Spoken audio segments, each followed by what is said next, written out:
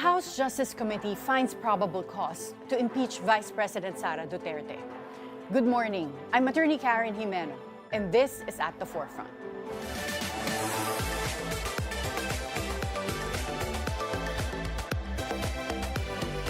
The impeachment complaints against Vice President Sara Duterte are one step closer to reaching the Senate. This after lawmakers have voted to declare that there is probable cause in the two impeachment complaints against her. The complaints will go to the plenary for a vote and possibly a Senate trial. If the Vice President is impeached, she will be unable to run for president in 2028. To give us his insights on these developments, we'll be speaking with constitutional law and political law expert Attorney Jeremiah Belgica. He's also a former Director General of the Anti-Red Tape Authority. Good morning, Attorney Jeremiah. Good morning, Attorney Karen. Good morning to all of our listeners and viewers. Oo, sige, how should I call you? Anong nickname mo? Mai. Mai. Okay, Attorney Mai. Kaya alam parang babae. Oo nga eh. Okay, Oo, let's go yeah. to a post-assessment of all the House Justice Committee hearings that happened. How would you assess the overall conduct of the House Justice Committee hearings?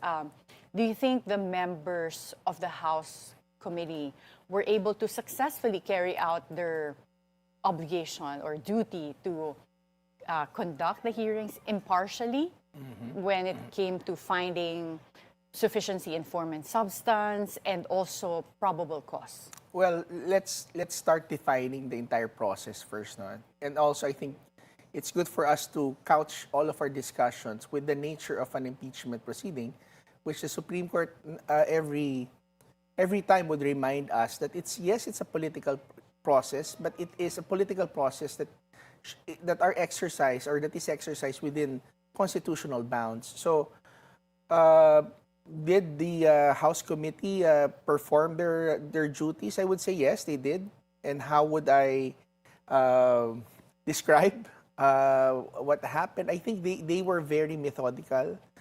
Yes, it's quite elaborate, no, yung kanilang ginawa, and for reasons that we know, that because once this would be transmitted to the plenary, or possibly with the Senate, then things that the Senate might not tackle, or things that the Senate might not be as gracious to discuss, they've already discussed fully. No? Kumbaga, linabas na nila yung mga bagay na dapat normally naririnig natin in impeachment proceedings. You mean beyond this? Meron mga tinakal na beyond a clarificatory hearing? Well, yes, because sinabi nga nila na sort of, for lack of better term, sinabi nga ni Chair Luistro, it's quote-unquote mini trial ang ginawa. But nonetheless, if you would be asking me, did they do it impartially, neutrally? Well, what do you expect in a political process? I mean, last year, we've already seen the impeachment, articles of impeachment, already reaching the Senate. So, I wouldn't really expect, I mean, it's really but expected that it would really go through the process and then it would eventually at least reach the Senate. Kasi nga, last year, almost the same grounds, mas marami pa nga ngayon. So yun nga, yun ang sasabihin natin na actually kung ano nangyari dyan ngayon sa kanila proceedings. I suppose the reason I'm asking about the impartiality is because, di ba, meron House rules on impeachment, but the rules of court apply suppletorily. That's right. To the proceedings in any impeachment proceedings. But dapat at this stage, they should still be impartial. I would say, parang Office of the Prosecutor. So para tayong nandun sa preliminary investigation. So what's your take on the opening statements of the chairperson for the House Justice Committee, Chairperson Jervin Luistro, at the start of every hearing? Kasi sa akin, just my objective take on it, it sounds more like the opening arguments by a prosecuting lawyer in a trial case. So, could she have just done away with the opening statements para hindi na ma-question yung partiality niya? Well, Karen, the entire impeachment proceeding, as we call it, a sui generis uh, proceeding, we cannot really expect it to be conducted exactly like a prosecution or a prosecutor's office conducts a preliminary investigation, because just look at the people who are there in the House of Representatives. Inside the halls of the House, outside the halls of the House, they're very open regarding their position. In fact, we can actually expect that these lineup of congressmen, or most of them, they would be the ones who would be stepping into the prosecutor's role eventually in the Senate. So I think, yes, the opening statement could have been, removed or cut short, but that's still a political process. So meaning may Karen. ibang target audience sila. It's not so much about being strict with the rules, but there's another purpose for Yes. having an opening statement. So as I would said kanina, yes, it is a constitutional process, but this is still a political process. So they need to communicate to They're politicians. to the people, to the Filipinos, kung bakit nila ginagawa yun. Ginagawa talaga nila yun. And I think, do it on the flip side. Kung ikaw naman dun sa mga supporters nila at gusto nila yung ginagawa ng kanilang mga congressman, they would really take the opportunity to give that, not to give those kinds of statement. Now the question is, not only Chairperson Luistro, maririnig mo lahat Yeah, yan, merong no? for or against. So For or that's why against. for me, I sometimes just wonder, bakit pa tayo nag-rules? So parang dapat meron na lang very clearly, parang merong lawyering for each side. Yeah. That's right. So yes, it's a constitutional process. It needs to follow the not only the rule of law, but the procedures and suppletory the rules of court. But nonetheless, kapag meron ka maipapasok na mga jab, maipapasok na mga hook politically, then they will really use it as much as possible. Yeah, take every opportunity. Yes, that's So right. given how the House Justice Committee hearings were conducted, do you think it was wise or unwise for Vice President Sara Duterte not to appear? Yes and no. There's a pros and cons, Attorney Karen, as you would know that, if you are, you need to pick the forum. If you are the one who is being accused or one being investigated, you need to pick the forum by which you would want to exhaust all of your, not only remedies, but to explain yourself in a forum. And I think I would believe that her legal team actually saw that it's a practice in futility. Pupunta ka doon, magpapaliwanag ka doon, at darating naman ito sa Senado. So bakit pa? At doon sa Senado, mas makakapagpaliwanag siya because maaring mas madaming kaalyado, maraming kakampi doon. So, is it wise na hindi siya nag-appear? We will see when this reaches the Senate. If it reaches the Senate. Well, is there any other legal remedy left for the Vice President Sara for this not to reach the Senate? Kasi nag-vote na ang House that there is probable cause. I mean, for the House Justice Committee members. And then the next step is they will come out with the committee reports, and then this will go to plenary for a vote. But a lot of people are saying there's sufficient votes for this to reach the Senate. Are there any legal remedies left for the Vice President to stop this? Well, una, I agree with what you said, no? Most people would say na parang tapos na yung boxing supposed to be, no? Because let us remember last year, more than one third, no, way more than one third of the members of the House actually did the fast break process. Ibig sabihin, hindi na dumaan hindi na sa kailangan committee ng- level, oo. but they endorsed the impeachment complaint directly to the Senate. But what happened was the Supreme Court, in the case of the VP Sara last year, said that the previous previous cases that were filed, impeachment cases were filed, were deemed initiated already. So parang it was a one-year bar. But if you would be logical and following, not only the plan, but how the things are evolving, you would really see na talagang they should have the numbers unless something drastic really happens, no? So, meron ba bang remedy si VP Sara? Well, only if, this is my opinion, only if the procedures will not be followed. For example, prior to last year's decision on the decision of VP Sara's case, everybody was relying on the Francisco case. Now, the Francisco case basically said an impeachment proceeding is deemed initiated when it is actually referred to a committee. Pero in this new case where Justice Leonen actually penned, sinabi niya na yes, it is when it is referred to the committee or when the constitutional bodies or Congress fails to abide by the periods. So nagkaroon ngayon ng another layer na kung kinakailangan, not really layer, but another process na kinakailangan sundin talaga nila as an explanation of what the Constitution actually says. So, at this period, if the House would finally decide 1/3 and all of these things, and makita na merong procedural lapses na ginawa, lalo na, Attorney Karen, doon sa bagong lumabas ngayon na decision ng Supreme Court about the fourth will. Yeah.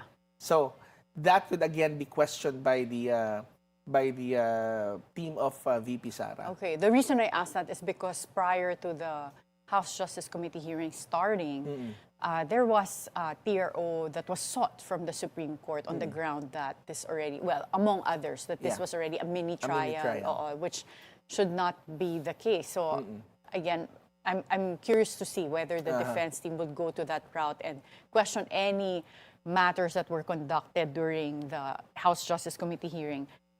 Former Senator Sonny Trillanes alleges that the Vice President and other Duterte family members received millions from Samuel Uy. While Trillanes labeled Sammy Uy as an alleged drug lord, there's really no other evidence presented during the House Justice Committee hearings to support this claim. Should the defense have addressed these allegations? I mean, as you said, diba, hindi lang kasi to as what we lawyers are used to. It's not just a legal proceeding, but it's also a political proceeding. So, in the meantime, bago to umabot sa Senate, yung political capital ni Vice President Sara could be chipped away by these types of allegations. So, what could the defense team have done or could do to address allegations like this? Well, as katulad na sinabi ko kanina, Attorney Karen, no, we will see when this reaches the Senate. Because right now, yes, it looks they're not only in the defensive, but hindi sila nagsasalita, they're not in the forum actually to directly address the issue at that moment. But again, in the proper forum, they can still address it. And yes, they might be taking some blows right now, diba? Because some of the probably the diehard supporters of the Vice President might be a little confused about the revelation and all of these things. But the most that they can do right now is said, we'll address that in the proper forum. Huwag kayo agad basta-basta maniniwala because there's an opportunity for us to address it and there's an explanation for it. No. Now, right now, if we will say, was it actually damaging? Of course, there was a blow inflicted. So, they just have to weather the storm if they would want to reach the Senate and explain themselves, if ever it would reach the Senate. Well, the other part of this or aspect of this would be the other members of the Duterte family being dragged into the allegations that were made during the House Justice Committee proceedings. Was this properly within the scope of the impeachment proceedings thus far? But before I answer this question, we'll have to take a short break. At the Forefront, we'll be right back.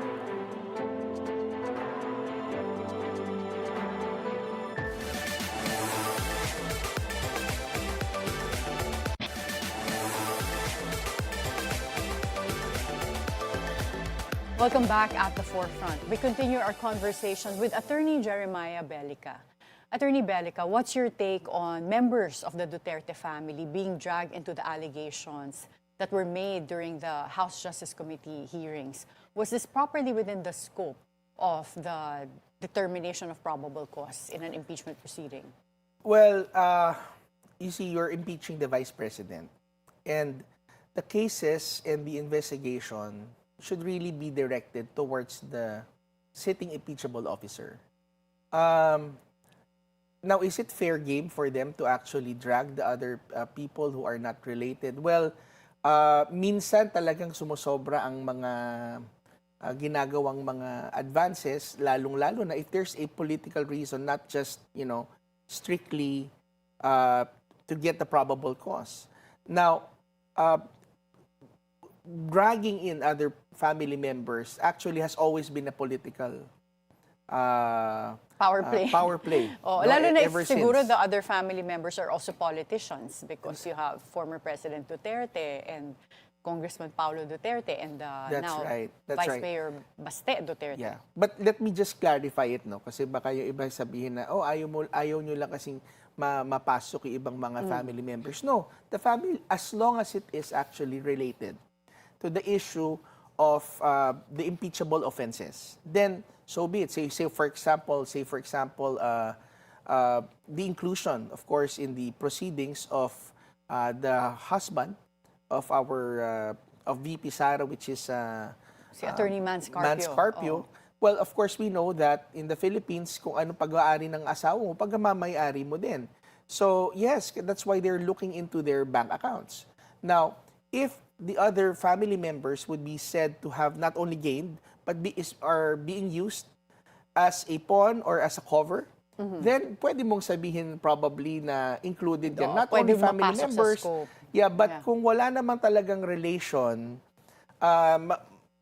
I think madidiscern din ng mga tao yan na makikita nila, bakit naman isinama pa tong anak, isinama pa tong mga ibang kamag-anak na wala namang relation doon sa impeachable offenses na sinasabi. Okay, so ngayon naman, dun sa, in terms of the coverage of the years, because when there were anti-money laundering records that were revealed during the hearings, yung transactions covered 2005 to 2026. So this covers a span of 21 years.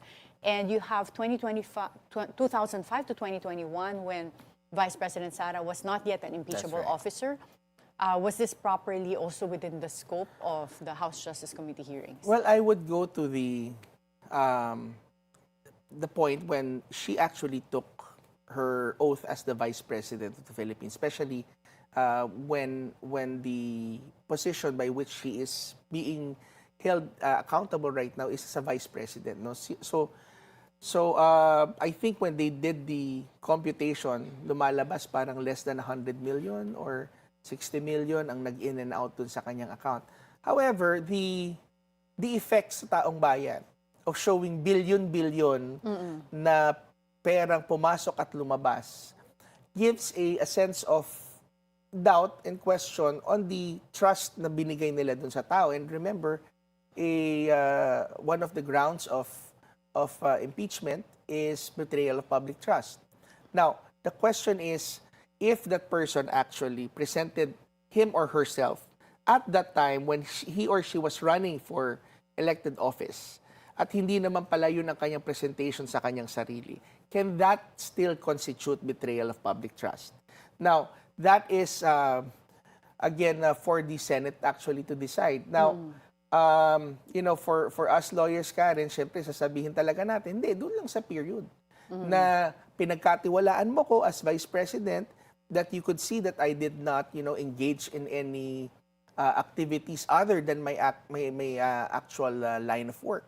So that's for us to see when this actually reaches the Senate. Oh, and it's up for the lawyers to battle it out, no? But, probably the Supreme Court tama also. Yung sinabi mo rin kasi when it sounds like billions yung pumasok, iba syempre yung dating sa tao and yung parang meron ngang betrayal of public trust. But one thing that to me as a lawyer then stands out is that 6.7 billion pesos. It's always referred to by some lawmakers or some people that speak out that ang laki pala, bakit wala sa SAL and yung 6.7 billion. But if you look at the hearings, it's 6.7 billion supposedly total transactions spanning 21 years. So, in this case, walang context yung amount, diba? That's right. So that means we don't know if it's gonna be with the Vice President in terms of that full amount, but it's a transaction spanning 21 years. So this would have been an opportunity for the defense to also raise kung ano yung context ng transactions and ano ba talaga yung natitirang balance. So, That's right.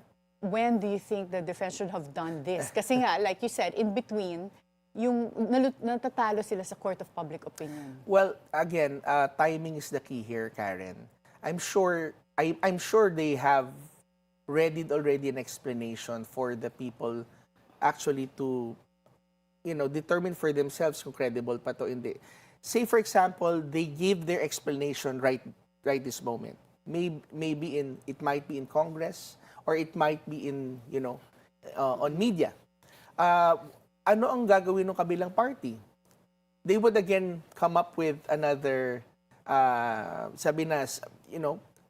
counter-attack doon sa kanilang sinabi ulit. So it goes until it reaches the Senate. So I think they're being very patient right now, very strategic. No, the VP Sara has a very good lineup of lawyers.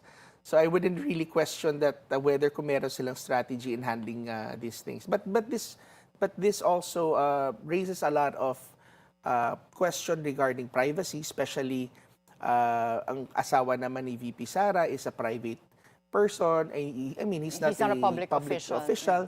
So the things that are being raised or opened up by AMLAC or possibly even by the BIR, which is again an important matter for us to look into. How would this affect the privacy of the family members of impeachable officers? Yeah, so moving forward. Moving right? forward. Oo. Which brings me to the question, yung BIR records, that was one of the suspense moments doon sa hearing kahapon kasi parang hati yung mga House Justice Committee members. And I was surprised that even some people like Benny Abante that is expected to be vocal against the Vice President, also argued against opening the box of BIR records. So, but legally, what was really the basis for not opening the BIR records? Tama ba yung naging desisyon na not to open it? Okay. So, dun muna tayo sa legal. So, I think I've read an article by one law dean, and he put it in a way that it's very interesting. He said it's the power of the purse versus the power of subpoena. So what does it mean? So meaning, the NIRC, the National Internal Revenue Code, is very, very clear. ITRs are confidential and may not be disclosed unless income tax returns. Yeah. Income taxes, unless there's really a court order that really comes out. In this case, there's really no court order. So that's why, in order for him not to violate the subpoena of the House, he brought the income tax returns without identifying its contents. So it's a very clever move. I mean, for the commissioner to do. You could see, the lawyer in him who's really functioning that way, because it's going to be a risk for the House committee members actually to force the ITRs or the income tax returns to be read, to be exposed, especially in the case of a private citizen, like the husband of our Vice President. However, I would say this. I think you could say it's a clever, sabihin natin, political move also for the House members not to open it, to decide not to open it, because we know that ang Pilipinas ay mayroong history tayo dun sa second envelope nung nangyari nung President Erap. And then what happened to the second envelope? Nung hindi nabuksan, nagkaroon ng rally. So what happens now is this ITRs, this sealed income tax returns, will now reach the Senate. So it will now form part of the evidences that would, if ever, most probably would reach the Senate. Then the Senate now would need to make that decision. And they would need to get a court order, perhaps? Well, Exception That's bang interesting. impeachment? Oo. Well, impeachment, you remember the Senate will no longer be the Senate, but they will be an impeachment Oo, court. so they can They issue can that order as a assume, court. no? Yeah. Theoretically, they can, but will they? Interesting, no? So, Maraming untested. Okay, that's why for me, I like discussing the impeachment with a fellow lawyer kasi nga, maraming untested areas Yeah. and even for us, maraming hindi clear kung anong rules that will apply. So last question. Just yesterday, the Supreme Court clarified that the term forthwith in an impeachment trial does not necessarily mean the Senate should act at breakneck speed, but rather within a reasonable time. This is in relation to the impeachment complaint against Vice President Sara sent to the Senate last year. So how will this affect the current impeachment complaints that are filed against Vice President Sara this year? At yung timing, no? Yeah. Nagkataon talaga halos kahapon parang pa sabay. lumabas. Oo. Okay, so this is interesting. Because the Supreme Court, I think it was the ponencia of... The July ruling last year was, Yeah. I think, Justice Leonen. Yes, Justice Leonen. But this time, Justice Leonen is one of the voters, and naglagay din siya ng kanyang opinion also. But nonetheless, the Supreme Court in this decision actually said that although the House must follow the specific timelines, no, and if they fail to follow the timelines, then it would be deemed instituted. However, it's not the same with the Senate. Parang ganun sinasabi na.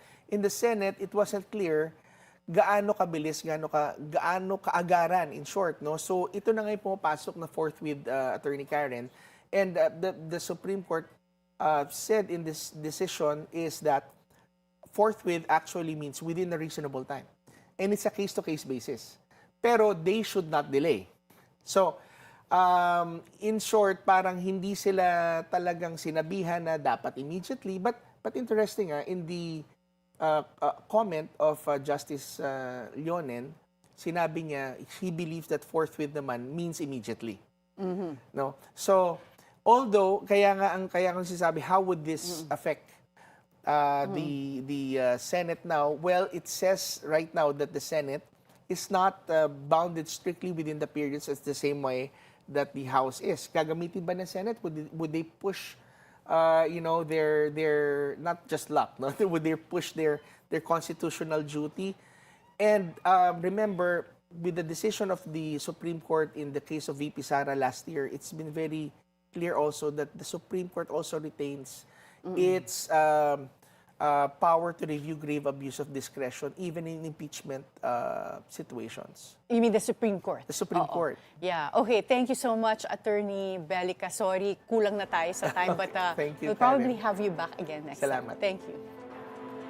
As the impeachment process moves from the House and possibly to the Senate, the questions now shift from politics to proof, from allegations to accountability. Will the evidence presented stand the rigors of a trial? Or will procedural and constitutional issues shape the outcome? One thing is clear. In an impeachment, it is not just the careers of public officials that are on the line, but the public's trust in our institutions. The nation now watches closely as the rule of law takes center stage.